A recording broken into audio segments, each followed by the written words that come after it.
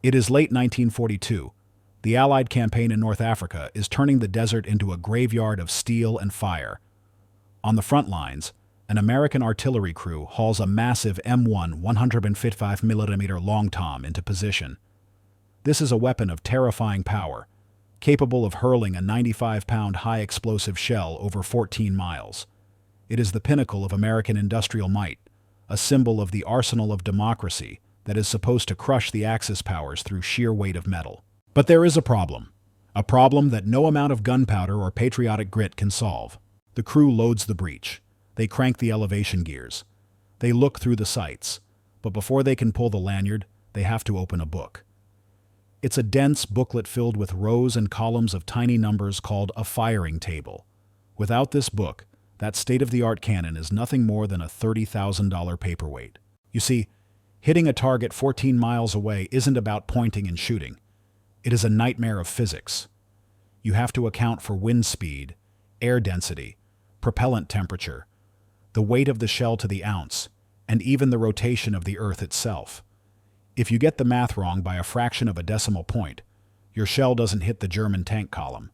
It lands on an orphanage 3 miles east, or worse, on your own infantry. Every single type of gun, every specific shell weight, and every fuse setting requires its own unique table. And in 1942, the United States Army is introducing new weapons faster than they can print the instructions on how to aim them. The bottleneck of the war isn't steel, it isn't rubber, it isn't oil, it is mathematics. 3,000 miles away from the mud and blood of the front lines, in a stuffy, silent room at the University of Pennsylvania's Moore School of Electrical Engineering, the war effort is grinding to a halt. There are no factory whistles here, no roaring assembly lines, just the scratching of pencils and the mechanical clunk-chunk of Marchant desktop calculators. Sitting in rows are the computers. In the 1940s, a computer isn't a machine sitting on a desk. It is a job title. These are humans, mostly brilliant women with degrees in mathematics, drafted into the war effort to solve the unsolvable. They are the unsung intellectual infantry of World War II, battling a relentless enemy, time. The math required to calculate a single trajectory, just one curved line on a piece of graph paper, requires solving complex differential equations that would make a frantic college student weep. To calculate the flight path of a shell that stays in the air for exactly 60 seconds, a human computer needs 20 hours of non-stop, intense concentration, 20 hours of work for 60 seconds of flight. Do the math on that efficiency ratio. It is a logistical catastrophe. The Army is shipping guns to the front lines in Europe and the Pacific, but the firing tables aren't ready. Commanders are screaming for data. The backlog is growing by the day. They are fighting a 20th century war with 17th century calculation methods. The gap between American firepower and American accuracy is widening, and into that gap, soldiers are dying. The Army needs a miracle. They don't need a faster mathematician. They don't need more pencils. They need something that doesn't exist. They need a way to compress days into seconds. And right now, the only people offering a solution are two men that the scientific establishment thinks are absolutely out of their minds. In the quiet hallways of the Moore School, two men were already sketching the impossible on the back of napkins. They were the odd couple of the engineering world, the kind of mismatched duo you'd expect to find in a garage startup, not a military laboratory. First, there was John Mauchly, a 35-year-old physicist who looked more like a frantic professor than a military asset. He was the visionary, a man who saw the world not as a series of physical events, but as data points waiting to be crunched. He believed that if you could calculate fast enough, you could predict the weather. And if you could predict the weather, you could predict the flight of a shell. Then there was J. Presper Eckert. Just 24 years old, Eckert was the hardware prodigy. While other kids were playing baseball, he was building radios. He was the grounded engineer to Mauchly's soaring theorist. Mauchly knew what needed to be done. Eckert was the only human being on Earth crazy enough to figure out how to do it. Their proposal was radical. At the time, the closest things to computers were massive electromechanical beasts like the Harvard Mark I. These machines were essentially glorified clockwork. They used electromagnetic relays, physical metal switches that physically clicked open and closed to register a 1 or a 0. Click, clack, click, clack. It was reliable, but it was agonizingly slow. A relay had mass. It had inertia. It had to overcome friction. In the world of ballistics, friction is the enemy of speed. Mauchly and Eckert proposed something else. They wanted to strip away the gears, the springs, and the noisy metal switches. They wanted to replace them with vacuum tubes. To the established scientists of 1943, this was insanity. Vacuum tubes were the fragile glass bulbs found in radios and amplifiers. They were notoriously temperamental. They ran hot, they leaked, and most importantly, they burned out constantly like cheap light bulbs. A complex radar set might use 200 tubes. A high-end radio might use 10. Mauchly and Eckert didn't want to use 10. They didn't want to use 200. They wanted to link together 18,000 vacuum tubes. The math seemed to doom them before they even started. The critics pointed out a simple, brutal probability. If a standard vacuum tube had a lifespan of 3,000 hours, and you had 18,000 of them running simultaneously, statistically, a tube would fail every few minutes. The machine would spend 99% of its time broken, and 1% of its time warming up. It would be a 30-ton pile of broken glass. But the critics were missing the point of the innovation. They were focused on the fragility of the glass, while Eckert was focused on the speed of the electron. Here is the difference, and it is the fundamental shift that separates the modern world from the industrial age. In a relay machine, the old way, a signal travels by moving a piece of metal. It is limited by mechanical physics. In Eckert's proposed machine, the new way, the signal travels by manipulating a stream of electrons inside a vacuum. There is no mass. There is no friction. There is no inertia. When you remove the physical limitations of matter, you are left with the speed of light. A mechanical relay could manage maybe 10 calculations per second. Mauchly and Eckert were promising 100,000. It wasn't just an improvement.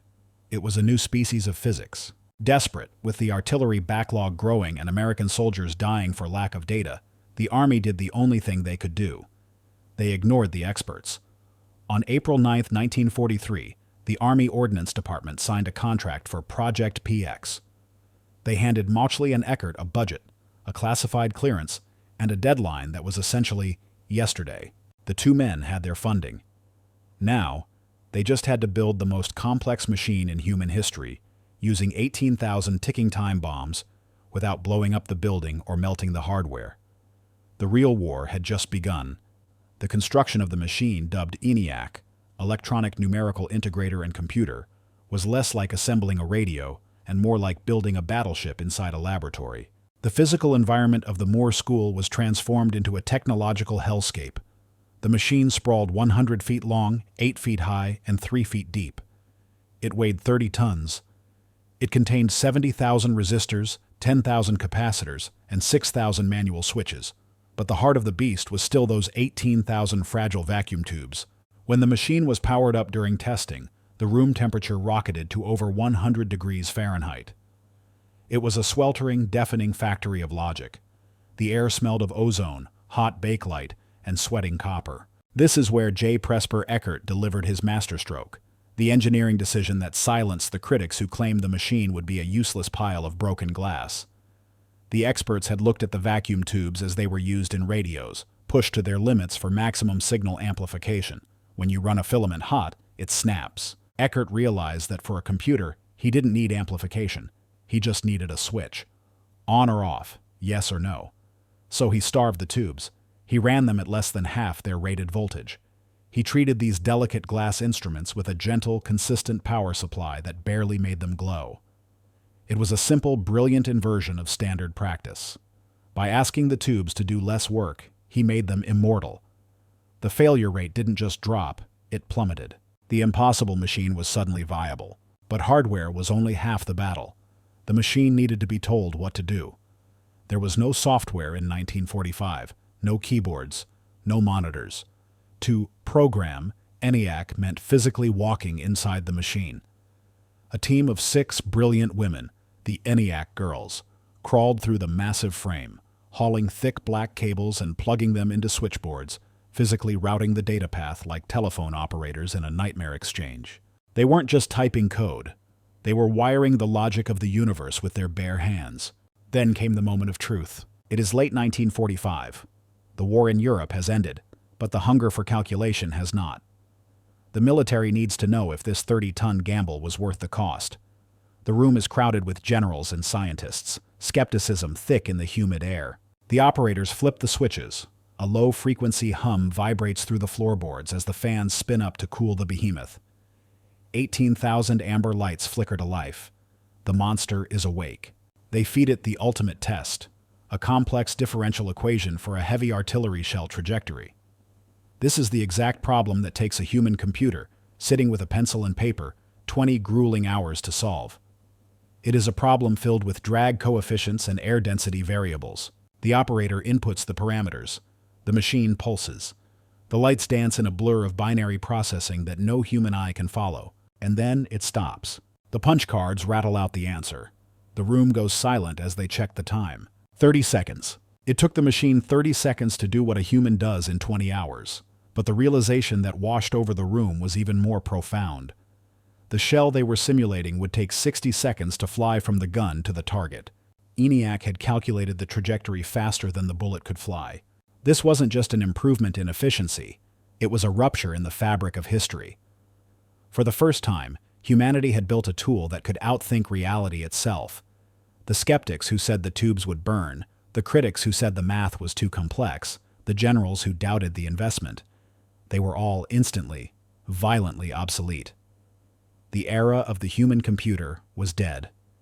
The age of the digital god had arrived. While the 30-second calculation of the shell trajectory was the spark, the true explosion of ENIAC's potential came when the smoke of World War II cleared. There is a tragic irony in engineering. Sometimes you build a sword so complex that by the time it is sharpened, the battle is over. ENIAC was fully operational just as the Japanese Empire surrendered. It never fired a shot in anger against the Nazis or the Imperial Army. To the short-sighted, it was a 30-ton white elephant, a war machine without a war. But this is where the underdog vindication shifts into overdrive. This is where Mauchly and Eckert proved that they hadn't just built a better calculator for the artillery. They had built a new foundation for human civilization. The ink on the surrender documents was barely dry when a new, colder war began. The scientists from Los Alamos, the men who had built the atomic bomb, arrived at the Moore School with a problem that made artillery trajectories look like grade school arithmetic. They were trying to design the hydrogen bomb. The mathematics required to simulate the thermonuclear ignition were so dense, so chaotic, and so vast that human computers simply couldn't do it. It would have taken a century of hand calculation to verify the design. They fed the problem into ENIAC. The machine that was built to throw steel shells was now being used to simulate the power of the sun. It chewed through millions of punch cards. The vacuum tubes, glowing like the embers of a dying fire, held strong. In a matter of weeks, ENIAC performed calculations that would have occupied every mathematician in America for 100 years. This was the moment of industrial victory. It wasn't about mass-producing the machine itself. ENIAC was a unique leviathan. It was about the mass production of answers. Before ENIAC, if you wanted to know if a bridge would hold or a wing would lift, you had to build a model and blow wind at it. You had to physically test reality. It was slow, expensive, and dangerous. With ENIAC, the world shifted from physical testing to digital simulation. The contrast was blinding. The old world was a place of slide rules, approximation, and hopeful guessing. It was a world where engineers worked with safety margins of 50% because they simply couldn't calculate the variables fast enough. The new world, lit by the glow of Eckert's vacuum tubes, was a world of precision. Mauchly and Eckert didn't stop there. They looked at their creation, this tangled mess of cables and heat, and they saw something the military didn't. The Army saw a weapon. Mauchly and Eckert saw a product. They realized that census bureaus, insurance companies, and weather stations all had the same problem as the artillerymen. Too much data, not enough time. They left the university. They took the lessons learned from the heat and the wiring and the tube failures, and they founded the first commercial computer company. They took the impossible machine and turned it into an industry. The vindication was absolute. The establishment that had mocked the idea of an electronic computer as a fragile toy was now scrambling to catch up. The skeptics were now the customers. The 30-ton gamble hadn't just paid off. It had bankrupted the old way of thinking. The industrial age, driven by steam and steel, had quietly ended. The information age had begun. If you want to understand the true magnitude of what John Mauchly and J. Presper Eckert achieved, you don't need to visit a museum. You don't need to read a history book. You just need to look at your hand. The device you are using to watch this video, whether it's a smartphone, a tablet, or a laptop, is the direct biological descendant of that 30-ton, heat-spewing monster in Philadelphia. When ENIAC was finally decommissioned on October 2, 1955, it didn't really die. It just evolved. The massive vacuum tubes shrank into transistors. The room-sized frame collapsed into the silicon chip. The miles of spaghetti wire were etched into microscopic gold filaments. But the logic? The fundamental architecture of using electronic pulses to model reality. That hasn't changed by a single degree. Your smartphone is millions of times smaller than ENIAC, yet it is billions of times more powerful. But it owes its very existence to the fact that two men refused to listen when the smartest people in the world told them to give up. Every time you check the weather forecast, you are using the system Mauchly dreamed of. Every time a GPS satellite triangulates your position, it is solving the same kind of distance over time equations that Eckert designed the machine to handle. Every modern miracle, from the MRI machines that scan our bodies to the guidance systems of the F-35 fighter jet, is built on the foundation laid in that sweltering room at the University of Pennsylvania. Mauchly and Eckert didn't just solve a bottleneck for the U.S. Army artillery, they broke the bottleneck of the human mind. Before ENIAC, we were a species limited by the speed of our pencils. We were bound by how fast we could scribble numbers on a page. We could dream of going to the moon, splitting the atom, or connecting the world, but we couldn't do the math to get there. It was too heavy, too slow, too dangerous. By handing humanity the power of electronic computation, they gave us the ability to outsource the grunt work of thinking. They freed us to be architects, while the machines became the builders. Today, the experts who mocked the idea of an 18,000-tube computer are long forgotten. Their skepticism is just a footnote in the history of bad ideas. But the legacy of the underdogs, the physicist who wanted to predict the weather and the engineer who starved his vacuum tubes, is alive in every single pulse of electricity that powers the modern world. They proved a universal truth that applies to every battlefield, whether it's in a trench in Europe or a laboratory in Pennsylvania. The difference between insanity and genius is often just a matter of whether or not you can make it work. They made it work. And because of them, the future didn't just arrive, it accelerated.